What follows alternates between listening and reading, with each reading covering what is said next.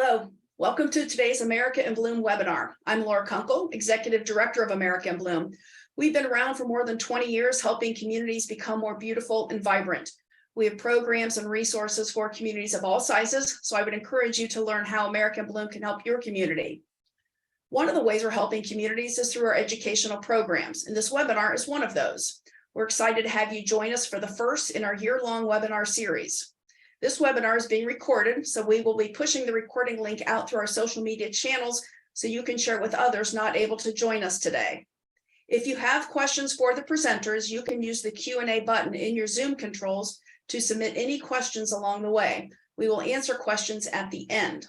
Also, there is a chat button in your Zoom controls. You will see that I have uploaded in that area the Hawthorne Woods Municipal Light Ordinance. Thank you to Hawthorne Woods for giving us that ordinance to share today. They've spent the time and the money to create this light ordinance, and they're giving it to you so you can create your own. Thank you, Hawthorne Woods. All right, so let's go. Today's webinar is focused on light pollution, how it affects everyone, and how you can become an international dark sky community. We are so fortunate to have with us two representatives from the village of Hawthorne Woods, Illinois. Pam Newton is the Chief Operating Officer for the village.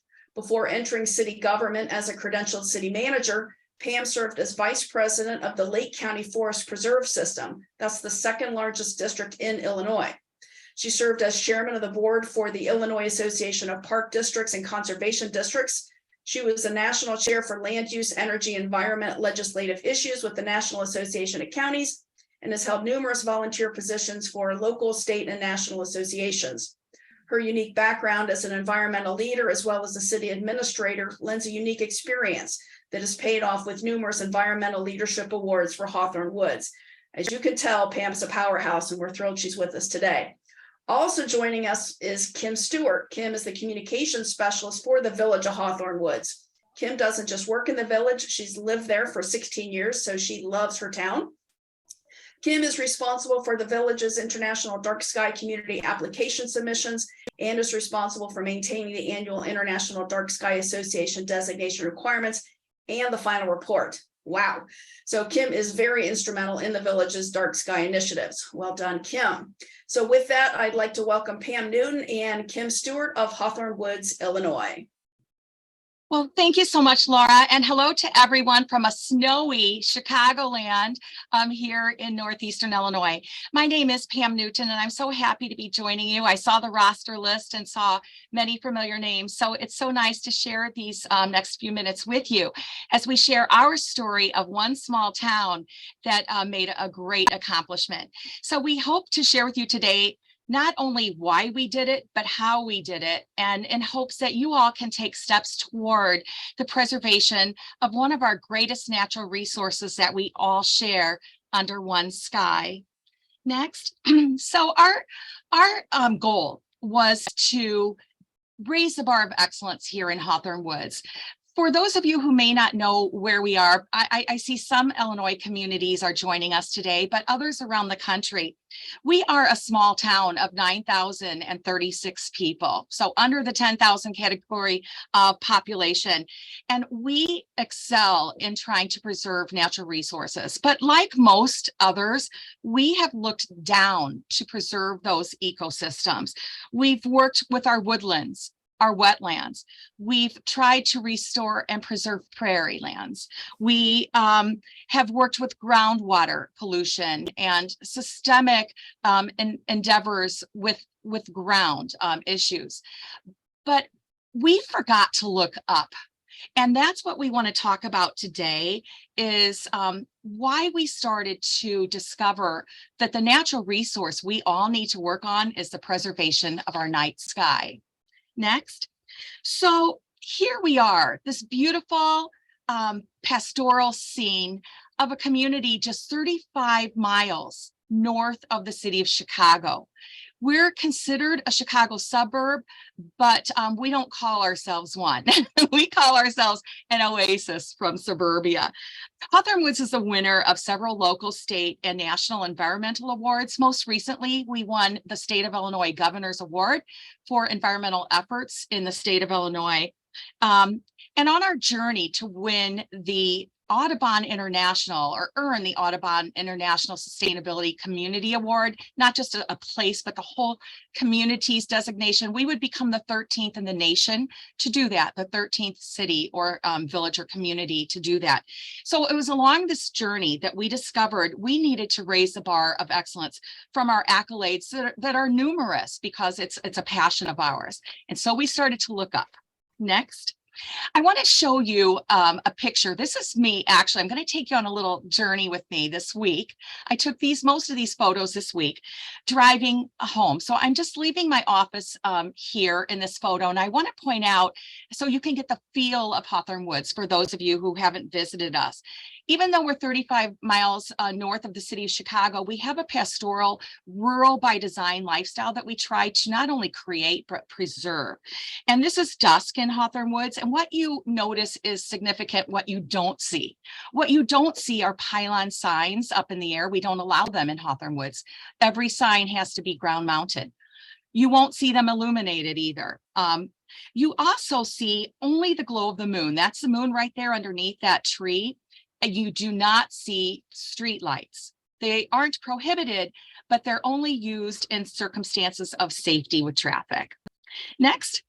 And so after I left that intersection, which was Village Hall, I started my drive home, and it started to get darker, of course. Up in the sky, you can see some stars. I see outlines of trees. I see a prairie to the right of the road. But what you don't see are any street lights. The headlights of the car are what we use in Hawthorne Woods to create, a safe journey home. So while we do allow those street lights, we control them by bulb intensity. We control them by height and certainly location. Next. And as I pulled in my driveway to complete this journey, you can see more stars in the sky and a beautiful moon that created this beautiful moonscape. This is what I come home to at night, 35 miles north of Chicago. Next.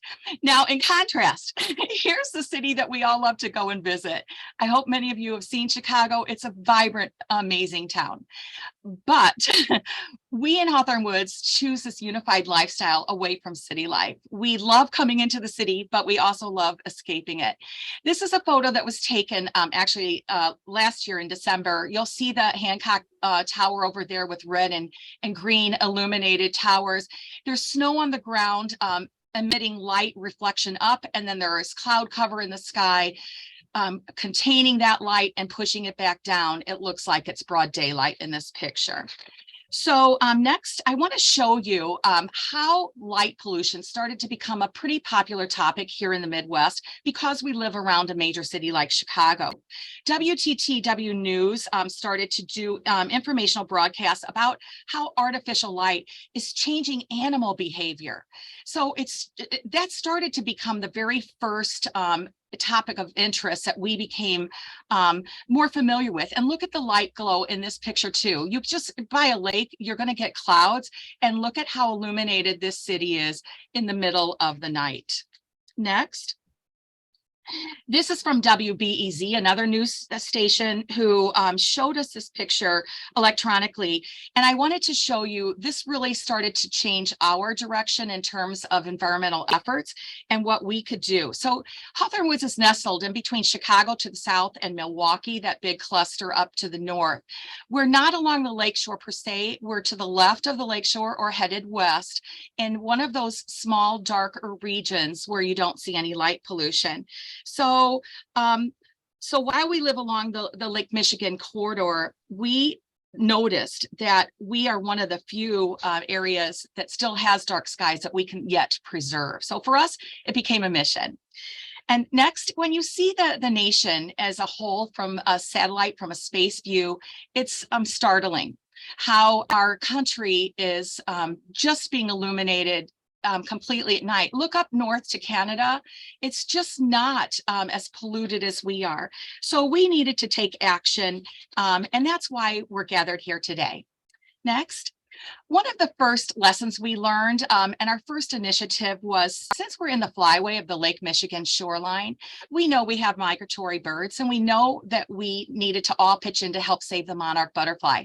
If you all remember, that was a thing. You could get grants from the World Wildlife Federation, or there was money everywhere to help save the monarch species. So we jumped in on that and said, hey, if we reduce our lighting, we can help the migratory birds and the monarchs to get to their destination south. So this was our first thought of getting in. And as you can see from the IDA, International Dark Sky Association logo, and the Audubon logo, both of which we've earned distinctive honors and designation from these two. During our investigation of how we can up that bar of excellence, we knew that we needed to turn off excess lighting here. And our first thought was, let's provide a really great migratory pathway for these flyers. Next, as we got more into it, though, we started to realize that it wasn't just the birds and the butterflies that we needed to impact, that actually there was an entire ecosystem disruption with keeping daylight 24 hours a day in our towns, villages, and cities. Not only were we all using way too much energy, which we all know is finite with fossil fuels, but then the element that really started to strike a chord with our constituents is the harm to human health. Next, I want to show you also what we learned. So we started with birds and butterflies. We realized that, oh my goodness, the whole ecosystem is affected. The more we started to study this, this issue of light pollution, we learned that the behavior and physiology of many organisms changes with a sky that never does. So when a sky is illuminated at nighttime, every single mammal, fish, reptiles, invertebrate, and amphibians, every form of life is affected by dark sky light pollution. Next, so what we needed to do was learn how to dig in. We're a small town, like I said, of just over 9,000 people, and equally small budget, might I add. So how can this tiny little town of Hawthorne Woods in the Chicagoland suburban area of Chicago, how can we make a difference, one small little town? And that's what we wanted to share with you today, is that it starts just with one person making a step, and then maybe a neighborhood, maybe a street, maybe then a part of your town, maybe a city center, or then maybe the whole city itself, like Hawthorne Woods jumped in. One of the first new vocabulary words we learned was lumen. A lumen is simply an output of the light from any one of your luminaires that you might have, whether it's at your own home or a street light is an output we measure in lumens. And the other word that I want to share with you today is light trespass. Some people might call it light bleeding, but it's really controlled by any type of light fixture that isn't controlled. So I wanted to show you this graphic of light trespassing. I think we've all seen it. It's where somebody just puts up a light, and I'm going to show you some pictures of it. And then to the right of the house, you see this is the same light bulb. It's the same output. There are just really two differences. The angle is directed, so the angle of the light is directed, and then the other difference is it's shielded, and we're going to talk about that. So what we don't want is a light trespass. Next. Now I'm going to show you what we don't want. This is a house in Hawthorne Woods. What's it doing? Light trespassing. And as you can see from both the right and left side of this house, those are unshielded lights that go in a 360-degree effort. You can see above the house, the light bleeds into the sky. It's not black, it's not dark. And way above the eaves of the house, it's illuminated. But with some simple angling, the landscape lights can go to a 60 degrees inclination, which is our maximum degree of our new lighting ordinance. And a shield can be put on those two end lights so that this is a remedy just waiting to happen. Next. So once again, this is light trespassing that on the left side of the center home, it's actually bleeding into the windows of the neighbor. But on the right side of this home, they have used the proper techniques of a dark sky lighting standard to just simply control where the lighting is going to go. And so this was one of our first steps, is working on light trespassing with lumens and just changing a simple wattage of the light bulb. Next. Now, here's a home that still has some work to do. This home is like going to the competition, like, look at every tree, look at every bush. I'm so proud of my landscaping. I'm proud of my house. I've lit the whole thing up. We see the house, we know you're there. But in this particular case, look at the tree to the left. That's even illuminated too. This is way too much lighting for any type of false sense of security, for night security. It's simply to show off this beautiful home in Hawthorne Woods. So we're working with homes like this. So there are some simple fixes here, folks. We can take those ground mounted lights and lower the angle. They can be shielded. We prefer they're turned off at a certain time. They're mandated to be turned off at 10 o'clock, but this is way too much lighting. I know the orange is for Halloween, but what I do want to notice is that they cast the lights more downward than the other house I showed you. They have black sky above them, so the light is not trespassing up above those eaves. Next, I want to show you an example of my house. So I live in between those two houses I just showed you that have some work to do. I needed to do some work too, because if I'm going to practice what I preach, I needed to make some changes at my house. So I use solar lights now for my outdoor deck they point downward. There's no bleed of light upward.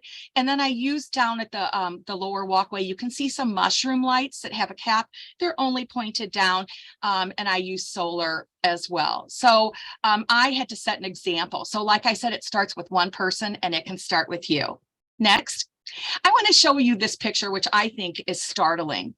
This, sorry about the construction apparatus in front. This is an intersection gas station in Hawthorne Woods that is going through an intersection improvement program. However, I want to show you the lighting.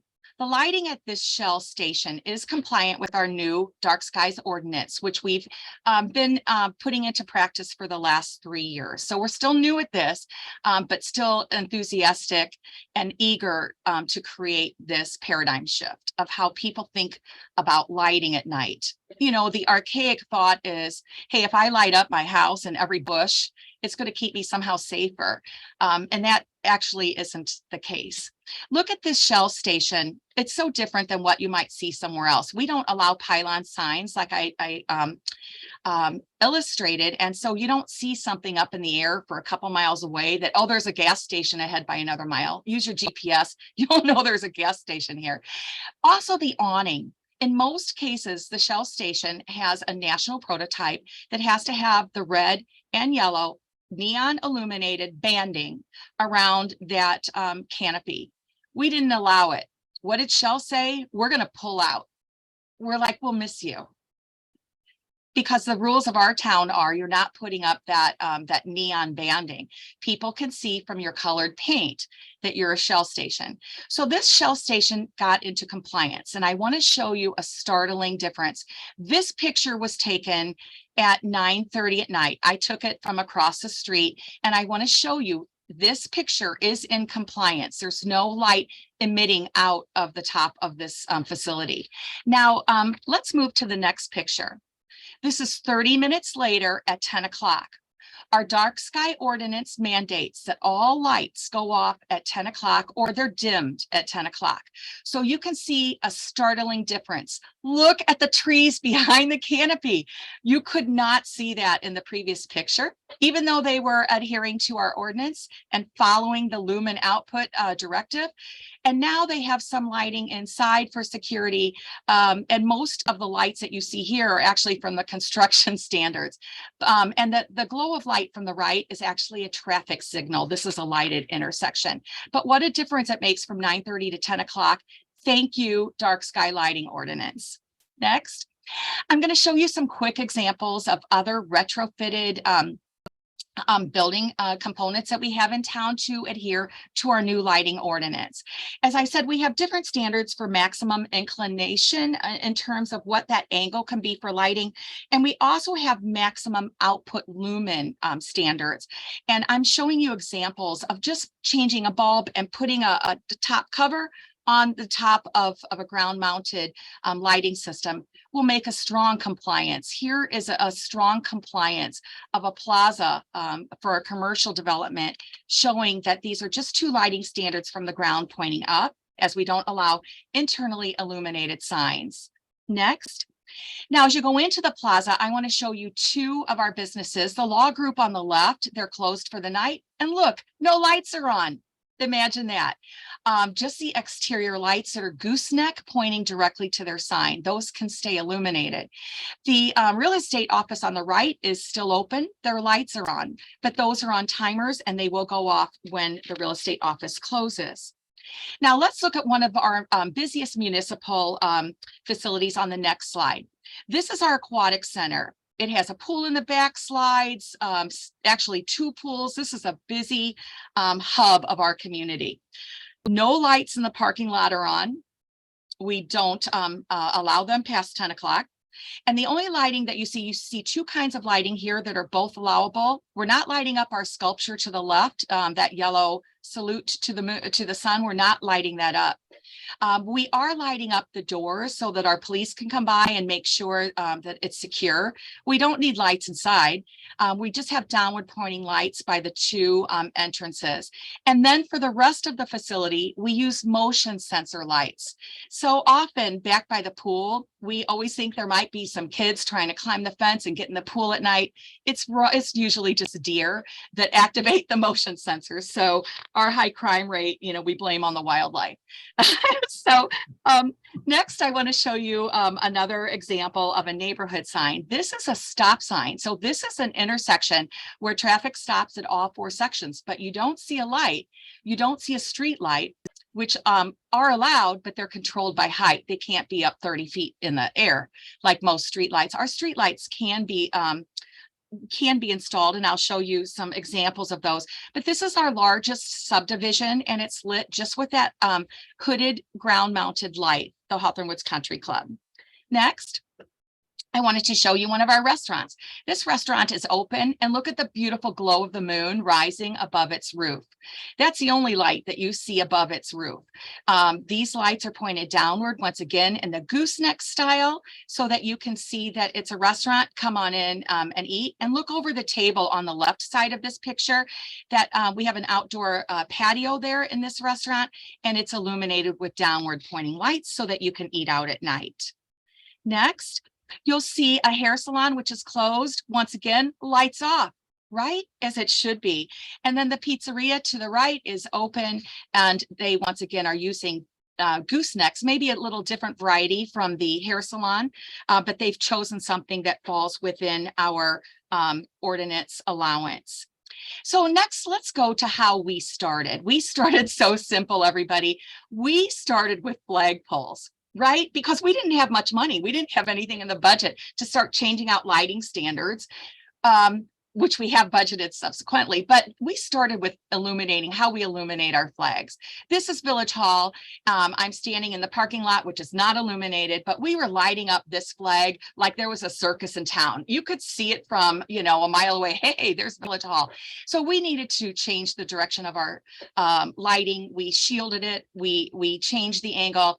We also found that there are upward lights that you can install that point down. So good initiatives there. That's where we started. Please note Stumpy, our recycled oak tree down at the bottom. It's seasonally decorated by our Hawthorne Woods in Bloom committee. So shout out to them for recycling and repurposing beautiful pieces of nature after their prime. Next, I want to show you one of the entrances to our subdivision. This looks similar to the photo that I started off with, but it's a completely different part of town. But we have this unified vista, if you will. Now, here's a great example of a retrofit with a dark sky ordinance like we initiated here in Hawthorne Woods 3 years ago. This is a neighborhood called Countryside Glen, and they changed that tiny little light that's illuminating their entrance sign. I took this picture at dusk. It was actually felt more dark than this picture shows, but they changed to an amber lighting instead of that cool white bluish LED. They changed to an amber ambient lighting bulb, which is called for in our ordinance. And please notice how the light of the illumination matches the sunset. So I just think this is such a beautiful example of what we've been trying to do in Hawthorne Woods with our lighting pollution efforts. Next, you'll see our own Village Hall barn. We actually work in a 125-year-old dairy barn. And on winter days like today, when it's snowing, you can feel that we work in a barn. But we had to practice what we were preaching and retrofit our own lighting. So you see just downward lighting by the doors. Those doors are at the top of about 4 stairs. So we had to illuminate this area, but we don't illuminate the whole barn anymore. Next, I want to show you our standards. These are our lighting standards. You can choose from standards if you build in this town from any of the examples in our dark sky ordinance. They just have to be Dark Sky International approved. So these are approved standards, are pointed down. The light is directed to a specific place, not outward. And this is a bank parking lot that I'm sitting in this past week when I took these photos. And I want to show you their sign at the bottom right portion of this picture. It says Inland Bank, and it's illuminated once again with an amber type colored lighting to illuminate their sign. No internally illuminated sign. This is their only bank in their entire system that doesn't have an in-lit sign. And once again, it's 5:30 at night. So they've turned off their lighting. They don't need it. Why? The bank's closed. So why would they light up the parking lot? That's what we're talking about here, folks. Just simple common sense changes that really don't cost any money. In fact, it saves money. Next, I want to show you our business park sign. So once again, this is a great example of a sheltered, hooded, illuminated, ground-mounted sign showing people, this is our business park called the Commons. Come on in and shop or do your business, go to your physician or medical professional. We just don't need to have it internally illuminated.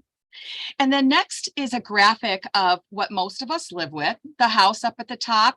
You know, everybody has to light above the door. They light the garage on the side. Some people have lit their whole yard. And then down below is what we're encouraging our residents. A simple graphic says, you know, 1,000 words, light what you need and make sure it's cast downward. So I want to conclude my portion of our presentation today with this last slide, which shows one of our newer construction facilities. This is a national daycare, the Kitty Academy, and they came in just a year and a half ago to apply for a permit to build in our town. And they were the first new build, not retrofit, new build in town. And we worked with them with this lighting ordinance. And one of the difficulties that we had with them is that they came back and pushed back hard and said, we have a national prototype and we're going to build what we're going to build. We're not going to adhere to your lighting standards. This is what we do or we don't do it. And our response was, we'll miss you. Because if you want to build in our town, you're going to respect the quality of life that we're choosing as a unified community to preserve one of the last natural resources available for future generations to enjoy, and that's our dark sky. Guess what? They built. Of course, they pushed back, and it cost them a little bit more for lighting standard reviews. And yes, we had them change their lighting plan, and everything is downward pointed. They went with the goosenecks instead of their internally illuminated sign, and they fit in complete compliance with our community. Look at the sky above this facility. There's no trespass of light. So at this point, I'm going to pause for a minute and turn our presentation over to Kim. I've been telling you why we've been doing this. Kim's going to tell you how we did it. Kim, take it away. Thank you, Pam. Good afternoon, dark sky enthusiasts. My name is Kim Stewart. It is such a pleasure to speak with all of you America in Bloomers today. This is my 3rd year as an employee for the Village of Hawthorne Woods. And the first task I was given when I started was to draft the application for our certification as an international dark sky community. We are still only the second community to receive this designation in the state of Illinois. The first was the Village of Homer Glen in 2011. In 2020, the village received the certification as a dark sky community. This marked a 2-year process. 1 year to revise and approve our municipal lighting ordinance, and 1 year to submit and receive approval of our 150-page application, including 2 requests for additional information from the IDA. Here you will see the cover page of our application, and the moon photo was taken by a Village of Hawthorne Woods resident in his backyard through his telescope, if you can believe that. All applications of the IDA certified communities are posted on the IDA website, darksky.org. When I began this process, I reviewed the applications that were available online and then decided to compile our own. You can be creative and as innovative as you like. The application contents include the initial email correspondence with our IDA designated contact, compliant lighting photos like the ones you have just seen of our streetlights, subdivision entrances, municipal buildings, and commercial buildings. We included maps, a map of the Village of Hawthorne Woods, a regional map of metropolitan Chicago, our Illinois state map, and our light pollution map, as well as our sky quality measurement map. We also included nomination letters provided by our former mayor, Joseph Mancino, and the Village of Homer Glen. They provided guidance throughout this entire process. It also included a resolution by the Village of Hawthorne Woods in support of this community designation, as well as our municipal lighting ordinance, which you have access to, 22 pages in length. We also included many letters of support by local elected officials, local business owners, and professional and nonprofit organizations. We also included examples of our public information and outreach. Next slide. We also were charged to develop a sky quality measurement program.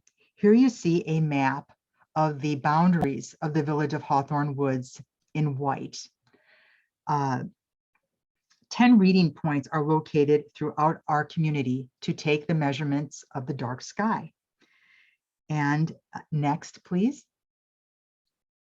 Here you see the sky quality measurement quarterly log created by a member of the Lake County Astronomical Society and a Village of Hawthorne Woods resident. So when I discovered that we had to have a sky quality measurement program, I reached out to the Lake County Astronomical Society and I say, hey, can you help us? So the president of the society announced this initiative at their next meeting. And that is when our village resident contacted us, thrilled to participate in this program, thrilled that we were pursuing this designation. And he created this log and he chose the 10 points of reading throughout the entire community and provided elevation data as well as longitude and latitude information. So he was instrumental in creating this program for us. The sky quality measurements are taken quarterly on the first relatively clear night, closest to the first new moon. A new moon is no moon, 0% visibility. All you have to do is Google new moon, October 2022, it'll give you the date. And what I would do is monitor the weather. You want a clear sky and you don't want any clouds when you're taking your readings. So I would choose the clearest night closest to that date, whether it be 2 or 3 days before or 2 or 3 days after. And the sky quality measurements are taken with a simple handheld device. The cost is approximately $100. It is the size of a deck of cards. I'll go to my designated location, hit start, point up, and it provides me with the reading. Very simple. Once we became a certified dark sky community, we are required, or any community is required, to submit an annual report by December 30th of each year. This report used to be, could have been created in whatever way you'd like to create it. They now have an online form that you can submit that they just rolled out 2 weeks ago, as a matter of fact. And that annual report consists of your raw data, your night sky quality measurements, examples of lighting compliance for this previous year, retrofits or anything that was that involved new construction, examples of outreach and education. For example, our Hawthorne Woods at Night stargazing class, which I will touch on in a moment. And we were also invited to participate in a green living fair at our local community college this next year. So your examples or the way in which you communicate to your community can vary. You can do whatever you like. Social media posts, anything. They also would like to have us indicate our partnerships for this past year. For example, our continuous collaboration with the Lake County Astronomical Society. Now here you see the syllabus of our annual Hawthorne Woods at Night stargazing class. This class is conducted in October and November of each year, weather depending. It is consists of 2 one-hour classes conducted by a village volunteer resident and astronomy buff. It takes place at the top of our sled hill in Community Park because our sled hill is the highest point within the village of Hawthorne Woods. We check out telescopes from 2 local libraries. Again, as Pam mentioned, we are on a shoestring budget here, so we do not have the money to purchase the telescopes, and we check them out from the local libraries. The participants learn how to operate a telescope. They learn about night sky navigation and preservation, how to identify the constellations, moon, and planets, primarily Venus, Jupiter, Mars, and Saturn on a clear night. And of course, we discuss the impact of light pollution. But I must say my favorite aspect of this program is that it is a multi-generational event. All ages are welcome. This is our 3rd year in conducting the class. The participant list grows each and every year. I think we started with 7 people. This year we had 35. They just kept on coming. It was wonderful. And we had an elderly couple there that had invited their children and grandchildren from Wisconsin to come on over and attend the class. It was wonderful to see. And with that, I will pass it back to Pam to provide examples of our public awareness campaign and community outreach. Thank you.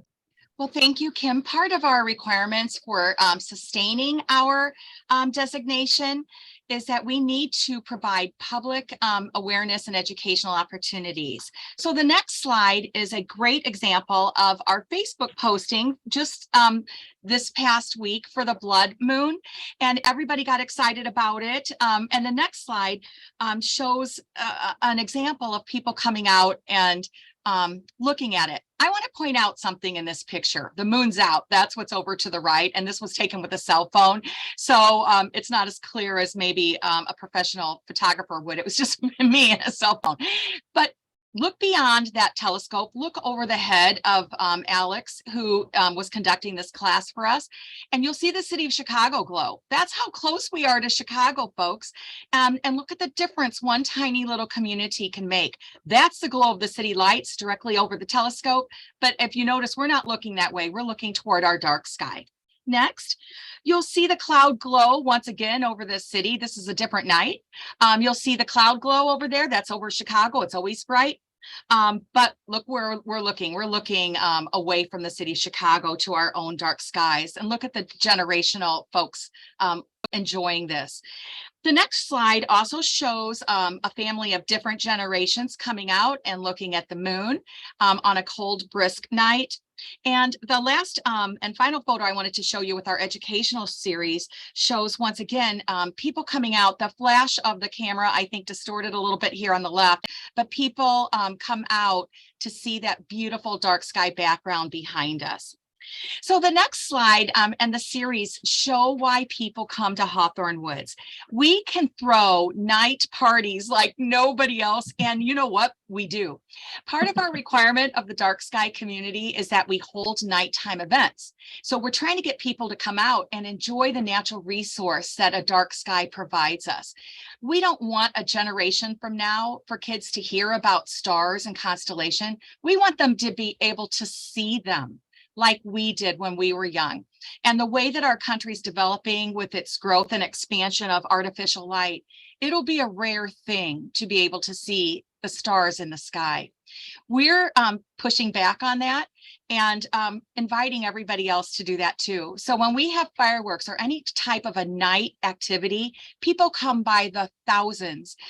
This particular event drew between 5,000 and 6,000 people to come see fireworks in tiny little Hawthorne Woods, Illinois. And you can see why from the beautiful example of this picture. Next, this is another example of an exploding firework against a completely dark sky, and it's very rare to see this type of aerial display. Next is an example of one of our illuminated skies just because of the fireworks. But more importantly, look down below at all the people. The only artificial light you see are from their cell phones. We have people that are taking videos of the light display. They post it all on social media because people come even from Wisconsin, as Kim said, up from the city of Chicago to see fireworks in Hawthorne Woods. Next. We have become a night sky destination for all of our activities. And the next slide shows you another familiar visitor who comes to Hawthorne Woods. One of the changes we made was the illumination of our holiday tree. We have a tree lighting ceremony, and certainly Santa Claus comes from the North Pole and ushers in the lighting of this tree. These are all new International Dark Sky affiliated, approved lights for our tree. So we had to change out our entire C7s and go with a dark sky compliant holiday light string.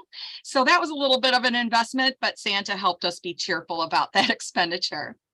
Next, you'll see how we accommodate thousands of people that just came out last month to our party in the park. It's a brand new nighttime event where we can celebrate, excuse me, our community under the dark sky, under the stars.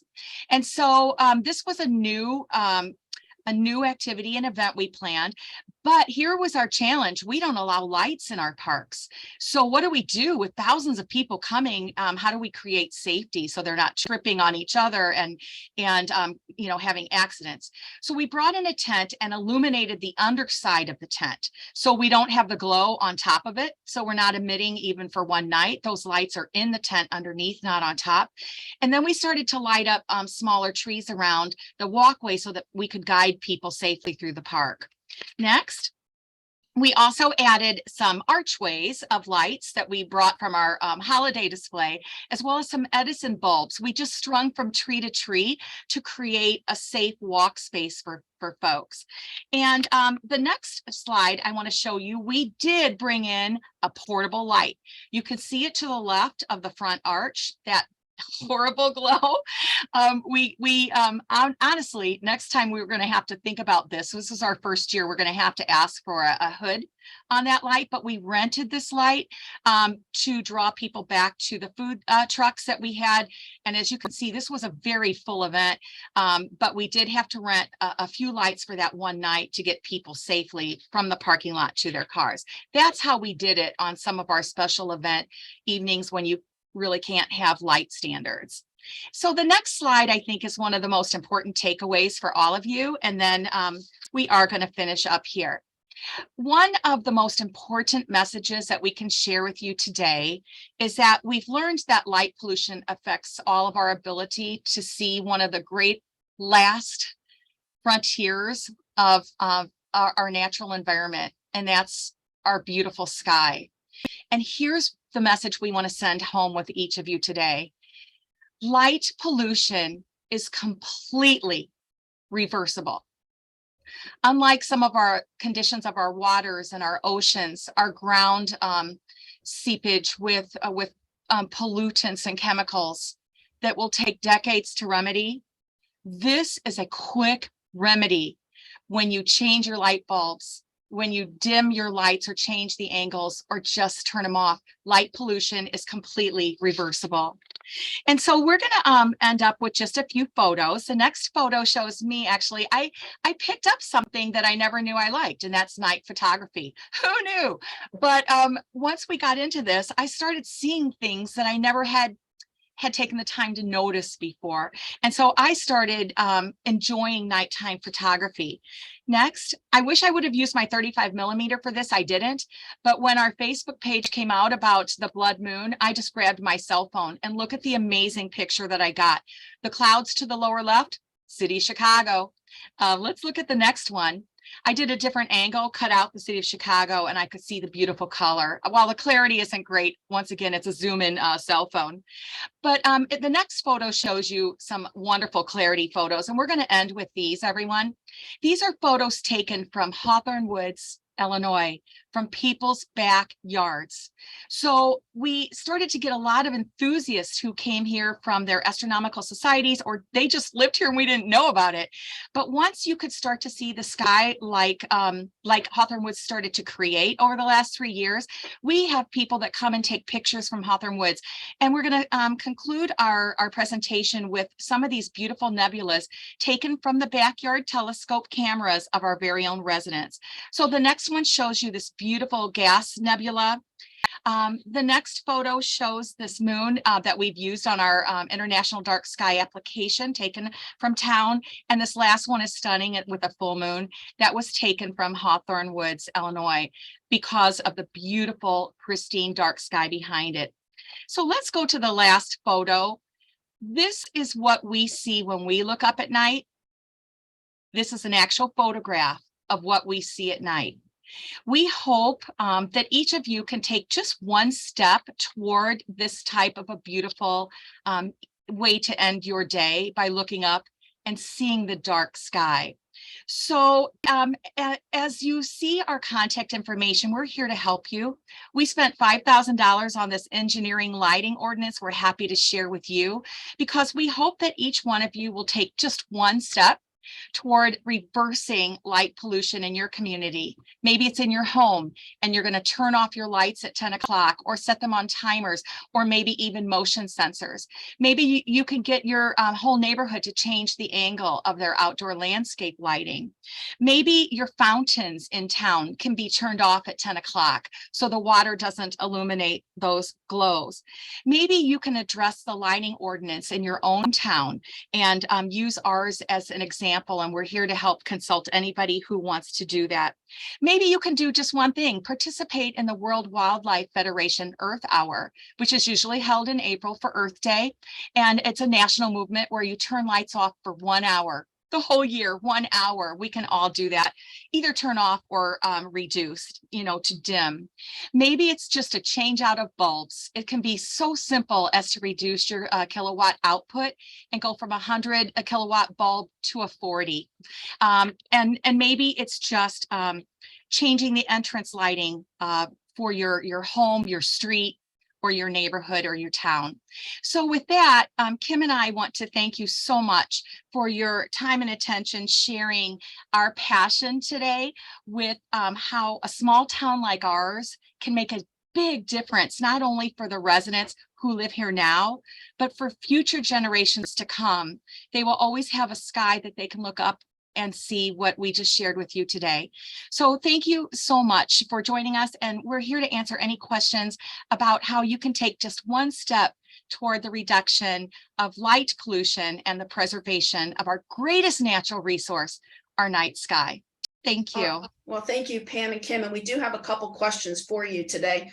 Question number one is, what happens if property owners do not wish to comply or retrofit with the ordinance, and are there fines? There are fines, but I actually had my ordinance open to that page. I anticipated a question like this, so thank you. We are taking a very kind and soft, gentle approach. We are giving our residents 5 years to get started, 10 years to be completed. So there's an enormous grace period, because within 5 years, almost every light bulb's going to burn out. So we are asking our residents to replace. Our number one priority for compliance is education and gentle reminders. So the very first thing that will happen when that time period of grandfathering is over is that they will receive a notice of violation, and we're giving people 3 months to make that change. So we hope most of the people who live in our town have this unified sense of wanting to live in harmony with nature instead of in opposition. We don't allow fences, for example. We don't allow sheds in the backyard because it impedes wildlife who were here first.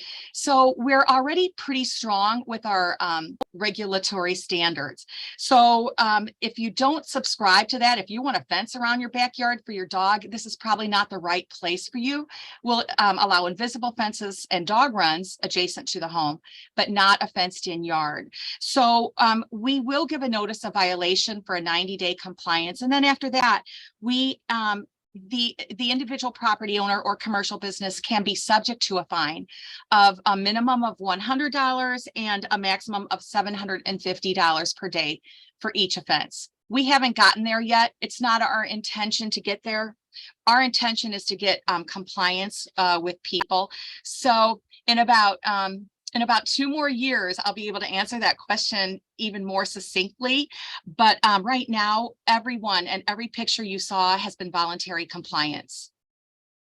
Thank you. All right, I'm going to combine a couple questions here because they're on the same line of thought. Are there any downsides in terms of crime or vehicle accidents? And secondly, how did you get your police department to agree to this? We didn't ask them. Our mayor and the village board agreed unanimously that this was just one more step we were going to take in trying to become the strongest environmental community in our state. So we're pretty competitive with ourselves. And like I said, we had won almost every environmental accolade you can. So how did we raise the level of excellence and do more? We looked up. Right? So our mayor and our board were completely in agreement with the expenditures that it took for us to pursue this designation and maintain it. We didn't ask the police department. But to answer your question, we do directly, we do have engineers that review every street intersection, and our lighting engineers designated where we needed to have intersection lighting. And we do.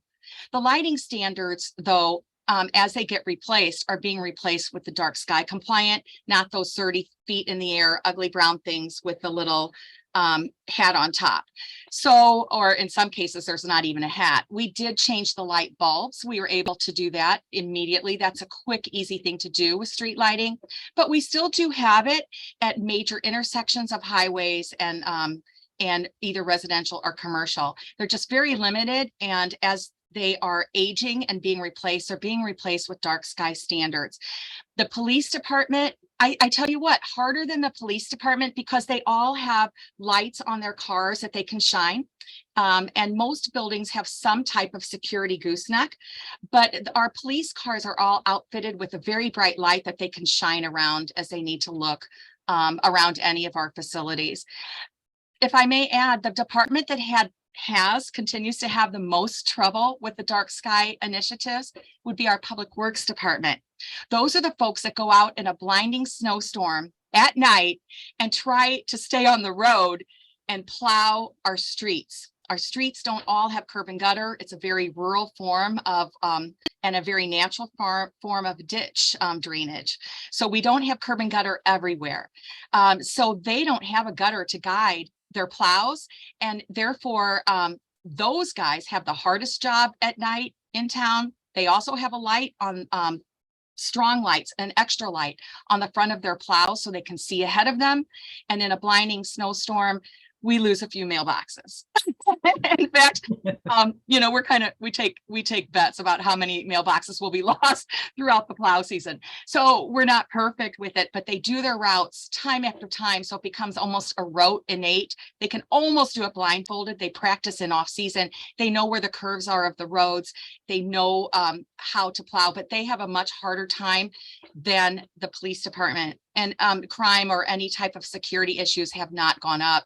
In fact, it scares more people away because a sensor light turns on. People are like, oh no, they saw me in their yard and they run off. And most of the they are deer or wildlife running off. So it has not impacted crime in any way. We're the second safest city in the state of Illinois for 2021. I haven't seen the statistics for 2022 yet. We were either number 1 or 2 for safest city in Illinois with dark skies. Well, that is it for our questions today. A reminder that the light ordinance handout that Hawthorne Woods has provided is in the chat section. It's uploaded there, so you can grab that before we end the webinar. Thank you very much, Pam and Kim, for sharing your experience and your expertise with us. This is very exciting. Our next webinar is going to be January 17th at 12 noon Eastern. This webinar will be focused on how to make a container garden, and we'll be featuring Barbara Wise of Crescent Garden. To learn more about America in Bloom and how we're helping to create beautiful and vibrant communities, please visit our website at americainbloom.org. Thank you so much, everyone. Have a wonderful holiday season.